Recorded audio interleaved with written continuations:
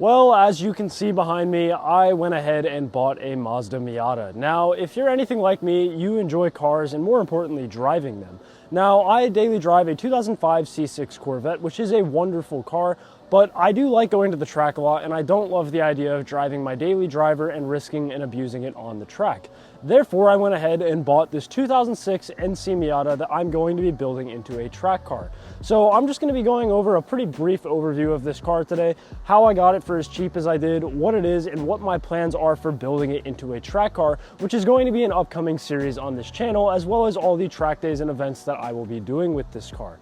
So I've never owned a Miata before, and I was kind of looking to see why it is that these cars are so popular. It's no secret that these cars are known to be very good on a racetrack, and that's for a few reasons. They're small, they're nimble, they're fast in turns, but most importantly, they're pretty cheap to maintain. If anything breaks, it's usually not going to be that expensive to repair, and they're highly reliable and known to last 200,000 miles without an issue. So a little bit more about this particular car is that this is a 2006 NC with 77,000 miles that I managed to snag for just $6,500. And while this is being filmed in 2023, that is a pretty much unheard of deal. I actually wanted to wait a little bit longer to go ahead and buy a track car, but when this deal came up, I just could not resist and decided that I had to do this right here and now, and that I wasn't going to be able to find a deal like this in the future. However, there are a few reasons why I actually managed to get this car for so cheap, and I'm going to be going over those right now to document what the baseline of this car is as it stands, so that as we go ahead and build it in the future, we can look back and see what changes have been made. This region of the car right about here is the primary reason why I was able to get this thing for about $4,000 under what it really should have sold for. Now, you might notice I have the trunk liner carpet in my hand and it is missing from the inside of the trunk, and that is because it smells absolutely terrible. And that was pretty much the large reason why this car was sold for so cheap, is that the entire car smells pretty awful. Not just the trunk, this was where the source of it was, and I'll get into that, but the entire cabin smells really bad as well. So interestingly, this car was actually at a Mazda dealership and then went to wholesale, where someone picked it up at wholesale and then sold it to me. Now, while it was at the Mazda dealership maybe a month or so ago, the entire car got serviced, meaning that all of the fluids were changed. While that was happening, I'm not sure exactly how it happened, but somebody spilled either transmission or differential fluid in the trunk. Maybe they were holding it here for some reason and then someone drove away forgetting it was there. I don't know, but they spilled it all the way throughout the entire trunk. That carpet was soaked in it, and if you've ever worked with transmission or differential fluid, you know that it is a really, really bad smell, and that smell has permeated to the entire car. So the first thing that I did was I ripped all the insulation and everything that was soaked out of the car. I took that carpet, I've washed it probably 10 or 11 times at this point. It still smells, the car still smells a good bit, but I'm gonna have to slowly work that out. Now, that smell, I was worried could be something mechanical at first, but as it turns out, when I felt the trunk liner in the back, I knew right away that something had been spilled there. You could see like the brown oil on your fingers, and I knew that it wasn't something mechanical. And smelling differential or transmission fluid, there's no way that that ends up in the trunk naturally, so it's safe to say the car was mechanically sound. And aside from that horrible smell, really two other main factors were at play here. The first is that the paint on this car is pretty shot. You can see a little bit of fading right here where the clear coat is gone and some of the paint is patchy. Now that's fine, it actually cleaned up pretty nicely. I've clay barred and waxed this car since buying it, and that is why a lot of it looks better than it really did. But the paint quality on this car is by no means really great. So that's fine. I mean, it's a cosmetic issue, but for a track car, that is exactly what I'm looking for. Everything mechanically on this car looked absolutely solid, and that is the main reason why I went forward with it. And the final major reason as to how I picked this thing up so cheap was that the person I bought it from thought that the fuel gauge wasn't working, as it was just kind of pinned on empty. So I figured I might have to replace the fuel sending unit or whatever was causing that to be an issue. But as it turns out, the minute that I went ahead and filled the car up with gas, the needle shot right up to full and the car was basically just out of gas, but the fuel gauge was perfectly fine.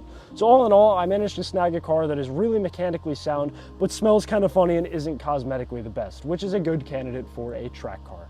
So I'll keep it pretty simple. That was basically the gist of how I managed to pick this thing up at the price I did, but we'll quickly just take it on a drive, see how the car drives and feels, and talk a little bit more about what that track build series that I'm going to be doing is, all of the parts that I plan on putting on this car, how I'm going to be documenting that, and some of the track days and events that we'll be doing with the car moving forward.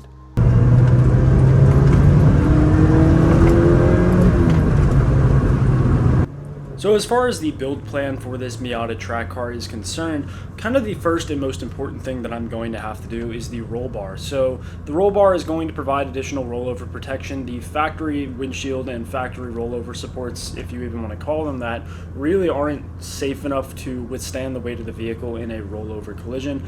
So you want to do a roll bar that's going to provide that extra bit of safety, and more importantly, most track day organizations will not even allow you on a track without a roll bar in a car such as a Miata, or really any convertible for that matter. Alongside of that is the possibility of doing a hard top roof, not so much as rollover protection because truthfully they don't really provide that much, but more so to keep your head from being able to actually exit the boundaries of the vehicle and making sure that your head doesn't go outside and hit the ground in any capacity. And two more things with the roll bar is that I'm going to be putting padding over the entire thing to make sure that if you ever hit your head on it, it's a bit softer than solid steel because that can really cause some serious injury. And I'm also going to be getting seat lowering brackets to provide my head a little bit of extra room below that bar. As I am on the taller side, I'm just a touch over 6 foot tall, so my head sticks up pretty far and I don't want to take the risk that my head exceeds the height of that roll bar. Now to begin with, I'll probably leave it as a soft top and get the rollover bar that is compatible with a hard top and then put it on when I need, but that is definitely something that's likely going to be happening in the future. The other thing that I would kind of lob in with safety is the entire braking system I'm going to be overhauling. That's going to be racing brake calipers, racing brake pads, stainless steel brake lines because under high temperature they can expand and you can lose brake pressure, and most importantly I'm going to be draining the entire system and kind of bleeding it all for high temperature racing brake fluid so that under repeated braking you can't boil that brake fluid, end up with air in your lines and completely lose your brakes. So the whole brake system is going to get completely redone on this car. The other regular maintenance items would be like spark plugs to make sure the engine's running smoothly, probably some higher temp differential fluid to make sure that that diff is nice and protected, as that can get pretty hot on a track, especially with the limited slip differential that is in this car. For engine health, I'll likely be doing some kind of racing radiator and a coolant flush just to make sure that those engine temperatures stay nice and cool. I am in Florida where it gets excessively hot, so these cars do a good job from factory of staying cool, but down here you probably want the extra protection regardless.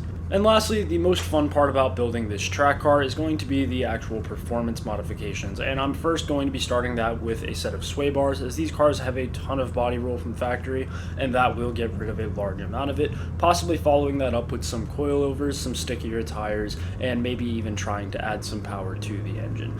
But all in all, that's pretty much the gist of what my plans are for this car in the beginning. There's a lot of stuff that has to get done to it, and I'm going to be doing it all in a pretty short time period, and I'm going to be documenting and making videos of the entire process and every single modification that I do. So I'm really looking forward to it, and I'm excited to have a track car and to build it up on this channel and share that with you guys. So that's pretty much going to wrap up this video. I've really enjoyed doing some of my engine tier lists and things like that, but I'm really looking forward to doing some more in-person stuff as well, whether that be a track build series, taking cars to the track, more car reviews, or however that might actually take form. So thank you for watching, stay tuned for the build series, and have a great day.